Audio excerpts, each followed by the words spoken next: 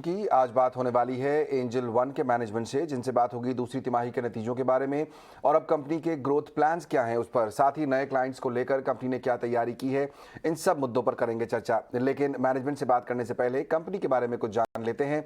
Angel one की शुरुआत हुई थी साल 1996 में। भारत की दिग्गज लिस्टेड ब्रोकिंग कंपनी ये है। सर्विसेज देती हैं, इस तरह ब्रोकिंग सर्विसेज देती हैं, एडवाइजरी की सर्विसेज भी देती हैं। इस तरह का कारोबार इस कंपनी का है। Third party financial product distribution में भी ये कंपनी काफी बड़ी है। और मेरे साथ अब जुड़ रहे हैं चर्चा करने के लिए एंजल वन के सीईओ नारायण गंगाधर जी। गंगाधर जी, बहुत बहुत स्वागत आपका ईटी नाउ स्वदेश पर। नतीजों से ही करते हैं शुरुआत। क्वार्टर ऑन क्वार्टर बेसिस पे देखें तो आपका जो पर एवरेज जो रेवेन्यू है पर क्लाइंट, उसमें कुछ गिरावट देखी है। पहले कुछ 450 के ऊपर था, अब ये 430 हो गया है। साथ ही साथ हमने देखा क्लाइंट एडिशन में भी कुछ कमी आई है। आपको क्या लग रहा है, आने वाले क्वार्टर्स में ये ट्रेंड कुछ बदल सकता है?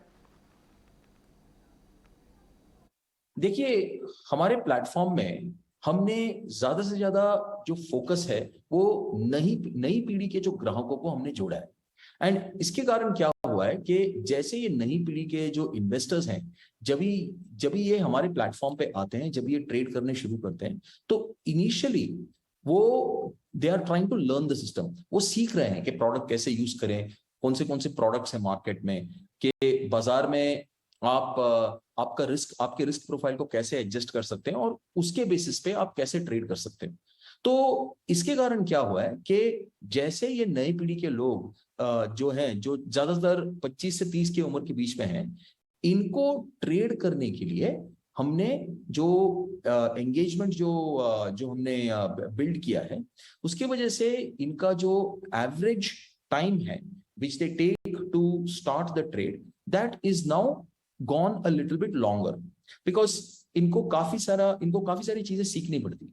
तो इस हिसाब से अगर आप देखोगे तो मुझे नहीं लगता है कि इस trend is a very worrisome trend, because as with any commodity business, जैसे आप कोई भी कमोडिटी बिजनेस में ले लो, मेजोरिटी आपके जो क्लाइंट्स हैं वो नए हैं, तो इनके ट्रेनिंग में हमें 1-2 ऑर्डर लग जाते हैं। तो इसीलिए हमारे जो एवरेज रेवेन्यू पर क्लाइंट है, it is starting to taper off. मगर अगर आप लॉन्ग टर्म व्यू देखोगे, अगर आप क्वार्टर ऑन क्वार्टर परफॉर्मेंस देखोगे, तो इस क्वार्टर में हमने 229 मिलियन ऑर्डर्स जोड़े हैं। एंड टोटली हमने इस महीने में, दैट इज सितंबर मंथ में, around 90 million orders we clocked about 90 million orders. And 90 million order जो है, ये हमारी मंथली और क्वार्टरली बेसिस पे सबसे हाईएस्ट परफॉर्मेंस रही है। So overall we feel that ये जो ट्रेंड है वो it's not a very disturbing trend, because it's a very natural way for customers to onboard.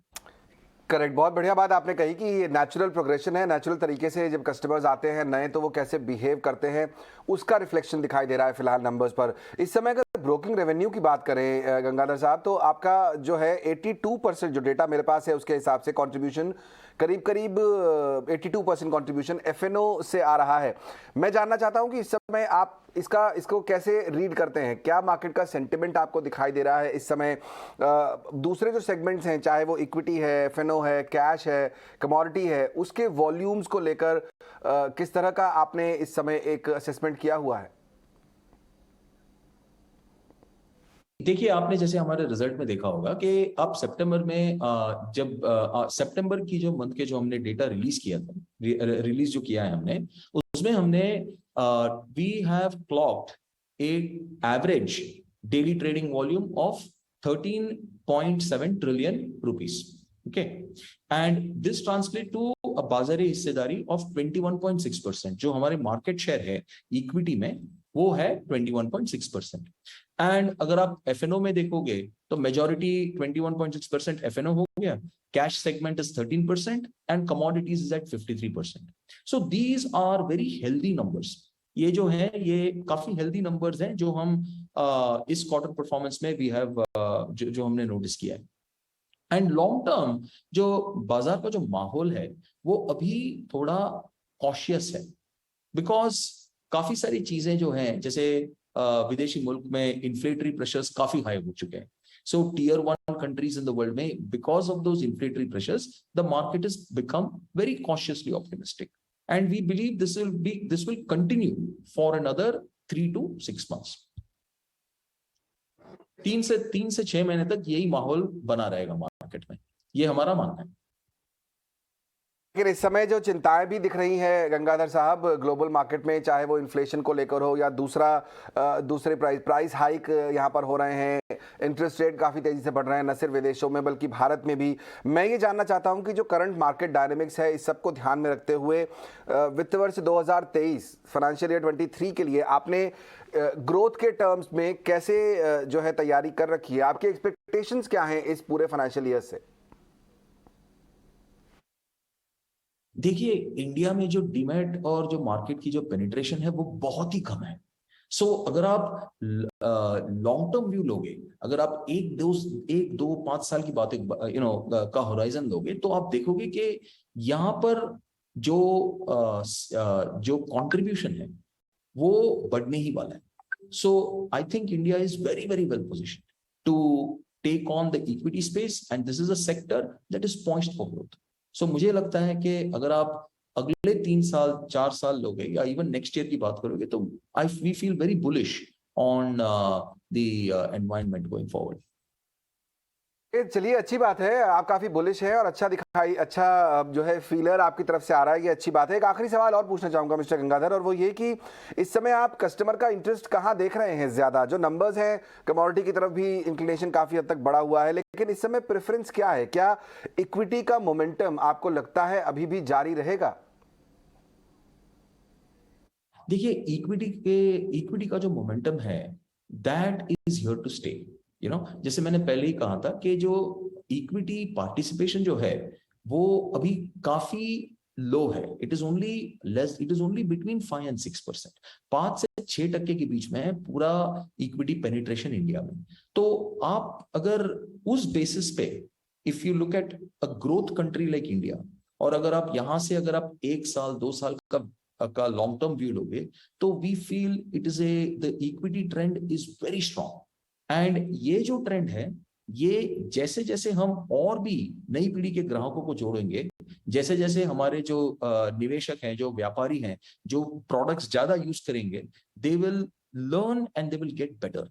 इससे हमें लगता है कि जो पार्टिसिपेशन है मार्केट में, वो और भी slowly and steadily it will keep growing. चलिए, बहुत बहुत शुक्रिया मिस्टर गंगाधर, समय निकालकर हमारे साथ आज जुड़ने के लिए और नतीजों पर बातचीत भी करने के लिए। एंजल वन के टॉप मैनेजमेंट नारायण गंगाधर जी बता रहे हैं कि equity is here to stay, यहाँ पर ग्रोथ आगे दिखाई दे रही है और उनके जो नंबर्स आए हैं वो भी काफ़ी उनको प्रॉमिसिंग दिखाई दे रहे हैं। लेकिन स्टॉक में आपको क्या करना चाहिए अब, ये बताने के लिए मेरे साथ एक खास मेहमान जुड़ रही हैं, शर्मिला जोशी का करते हैं स्वागत। शर्मिला, बहुत बहुत स्वागत आपका ET Now स्वदेश पर। इस समय नतीजों के बाद अब क्या कॉल है आपका एंजल वन पर?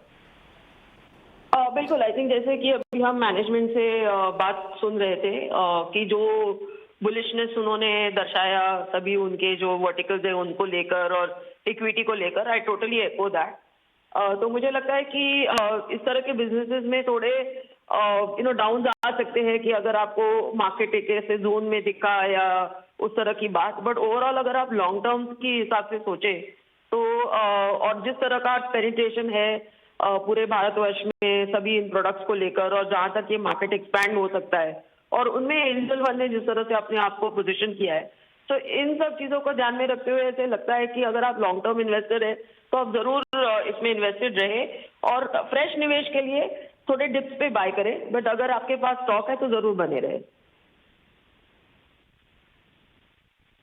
तो ये है स्ट्रैटेजी एंजल वन पर, लंबे समय के लिए आपको ध्यान रखना होगा इस स्टॉक में। बहुत बहुत शुक्रिया शर्मिला, समय निकालकर हमारे साथ आज जुड़ने के लिए।